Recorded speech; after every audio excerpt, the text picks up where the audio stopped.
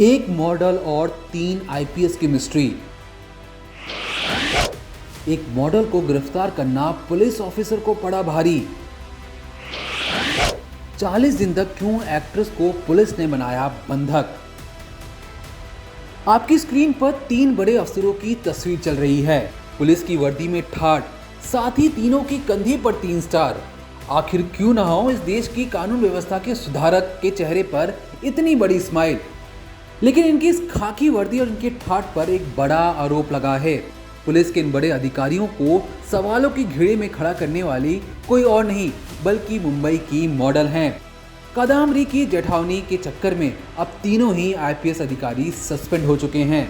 अब आप ये सोच रहे होंगे कि आखिर माजरा क्या है, तो आपको बताते चलें कि मुंबई की मॉडल और एक्ट्रेस कादम्बरी जेठानी को फर्जी केस में परेशान करने के आरोप में आंध्र प्रदेश सरकार ने इन तीनों आईपीएस अधिकारियों को सस्पेंड कर दिया है।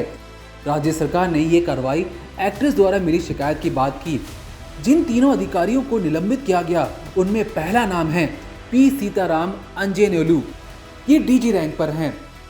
दूसरा नाम है क्रांति राणा टाटा, ये महानिरीक्षक रैंक पर हैं। तीसरा नाम है विशाल गुन्नी, जो अधीक्षक के पद पर थे। दरअसल वाईएसआर कांग्रेस पार्टी की नेता और फिल्म निर्माता विद्यासागर ने फरवरी में मॉडल के खिलाफ जालसाजी और जबरन वसूली का मामला दर्ज कराया।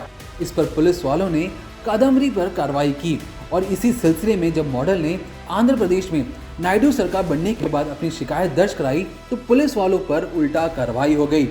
कादम्बरी जेठानी ने आरोप लगाया कि कुछ पुलिस अधिकारियों ने विद्यासागर के साथ मिलकर उन्हें और उनके माता पिता को परेशान किया, फिर उन्हें गिरफ्तार किया और बिना किसी इन्फॉर्मेशन के मुंबई से विजयवाड़ा ले गए।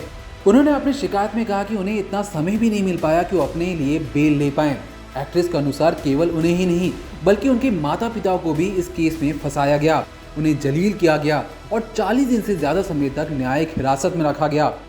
रिहा होने के बाद जेठानी ने इस संबंध में अपनी शिकायत दायर करवाई और अब आंध्र प्रदेश की सरकार ने इस मामले में अपनी कार्रवाई की। कादम्बरी जेठानी की शिकायत पर राज्य सरकार ने जांच की और पाया कि कादम्बरी जेठानी के खिलाफ एफआईआर 2 फरवरी को दर्ज की गई थी, जबकि उन्हें गिरफ्तार करने की आदेश 31 जनवरी को ही दे दिए गए थे। राज्य सरकार ने तीनों अधिकारियों को सस्पेंड करने का फैसला जारी करते हुए कहा कि मामले में अधिकारियों के खिलाफ सबूत मौजूद हैं और उनके गंभीर कदाचार और कर्तव्य के प्रति लापरवाही के लिए डिसिप्लिनरी एक्शन की आवश्यकता है। फिर इसी जांच के बाद तीनों आईपीएस अधिकारी को सस्पेंड भी कर दिया गया। ब्यूरो रिपोर्ट, क्राइम तक।